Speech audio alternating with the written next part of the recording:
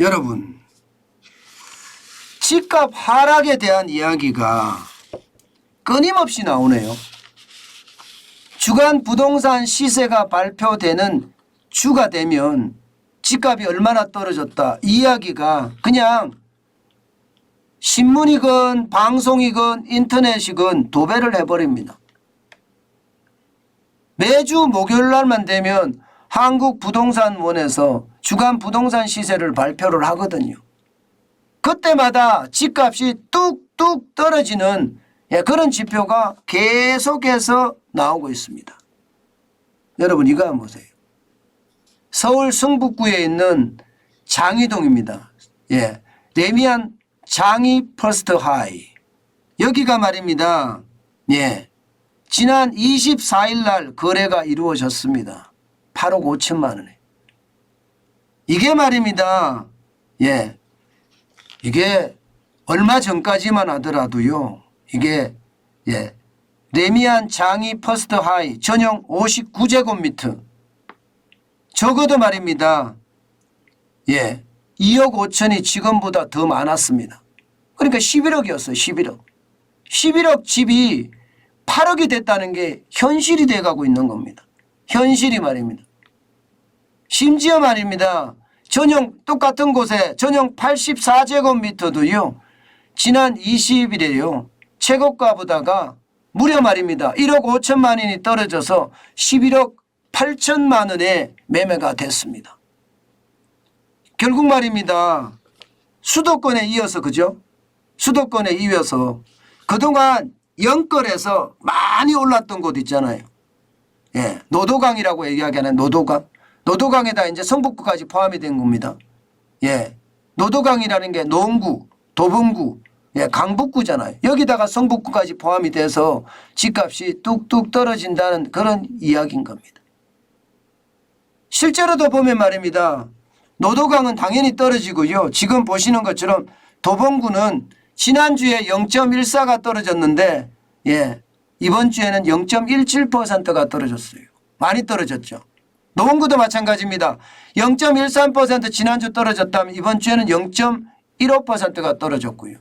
지금 방금 제가 이야기한 성북구 같은 경우는요. 0.12%가 지난주 떨어졌지만 이번 주는 낙폭을 더 늘렸습니다. 0.15%까지 떨어졌어요.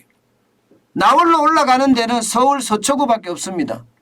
그것도 이제 떨어지는 폭이 상승하는 폭이 조금 줄었어요.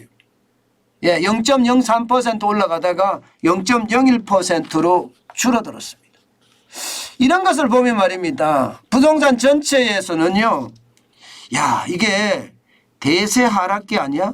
뭐 이런 이야기가 점점 나오기도 해요. 실제 말입니다. 시장에 공인중개사 사무소 사람들의 이야기를 들어보면 말입니다. 이게 노도강 여기에다 성북구까지는요. 이제 집을 사려고 하는 사람보다가 집을 팔려고 하는 사람들이 월등하게 많다. 이렇게 이야기합니다. 그러니 어떻게 생각하면 이미 대세 하락의 어떤 분위기가 보이는 것은 아닌가 이런 예측까지 하게 되는 거예요. 실제 서울 한번 보실래요, 여러분? 서울은 지금 굉장히 빠른 속도로 떨어지는 모양새를 보입니다. 1월 달에는요. 1월 첫째 주가 0.04% 올랐거든요. 그러다가 이게 대통령 선거 놔두고 3월 9일까지죠. 이때 금리를 계속해서 올리면서 말입니다. 억지로 떨어뜨렸다 이런 느낌까지 들 정도로 대통령 선거 앞두고 많이 올렸습니다. 금리를. 그러면서 2월 4주차에 드디어 마이너스 0.03%로 떨어지더니 대통령 선거가 끝나니까 다시 올라갔습니다. 윤석열 정부에 대한 기대감도 있었고요. 그래서 5월 첫째 주에는 0.01까지도 올라갔었단 말입니다. 그런데 5월 10일 윤석열 대통령이 취임을 하는 그날부터 다주택자에 대한 양도세 중과를 한시적으로 1년 동안 좀 배제하겠다 이런 이야기를 하니까 그때부터 떨어지기 시작해서 말입니다. 지금 거의 8주째 계속 떨어지고 있는 거예요. 8주째. 급기야는요. 지금 7월 4주차는요. 0.07%나 떨어지고 있어요. 0.07%. 굉장히 많이 떨어지죠. 그런데 여러분 이게 서울만 이렇게 떨어지느냐? 이게 아니에요. 지금 전국이 다 마찬가지입니다. 수도권도 마찬가지고요. 서울이 0.07% 떨어졌지만 수도권은 0.08%나 떨어집니다. 집값이 대세로 하락한다는 이야기가 이제 틀린 이야기가 아니게 됐어요. 전국에서도 지금 0.06%가 떨어지는 그런 모양새를 지금 보이고 있거든요. 그 정도로 말입니다. 지금 집값에 대한 분위기가 완전히 달라졌다. 이렇게들 이야기를 합니다. 여러분, 저는 부동산 시장을 보면서 매주 제가 시장을 보잖아요. 실제 현장에서 집을 파시는 분도 실제 봤고요. 노도강이라고 하는 지역의 도봉구에 주공 17단지 아파트를 팔았습니다. 그것도 원래 국토부 실거래가 그거보다가 말입니다. 무려 말입니다. 1억 4천만 원 정도 싸게 팔았어요. 저는 그렇게 싸게 파는 것을 보면서 그래놓고도 잘 팔았다 이렇게 이야기하시더라고요. 안 돼. 지금 앞으로 계속 떨어질 거야. 뭐 이렇게 이야기하면서 파시는 것을 보면서 말입니다. 제가 느끼는 것은 그래요. 부동산은 당분간 금리를 계속해서 올려가고 거기에 대한 이자 부담이 커지기 때문에 저는 결국 계속 떨어지지 않겠느냐. 이제 대세 하락기로 접어드는 것 아니냐. 이런 생각 많이 해봅니다. 물론 지표들을 보면 말입니다. 상승의 지표도 있습니다. 아직 공급이 제대로 일어나지 않고 건설 자재의 가격들이 계속 올라가고 게다가 공급이 그만큼 뒤따라주지 않는다. 통화량도 많이 늘어난다.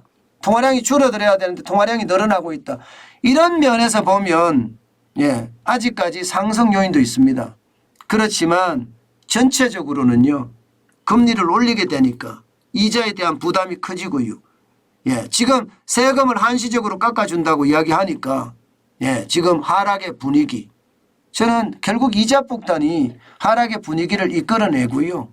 그러면서 공급이 점점 이루어지면 전체적으로 서서히 부동산이 떨어질 가능성 저는 굉장히 크다고 보고요. 어느 순간에는요. 연착륙이 아니라 경착륙도 일어날 거다. 저는 이렇게 예측합니다. 그만큼 말입니다. 시장의 분위기는요. 굉장히 다르다는 이야기입니다. 저는 부동산에 대한 것은요. 아주 공격적으로 대처하는 것 그 어느 때보다 필요하지 않나. 저는 그렇게 생각합니다.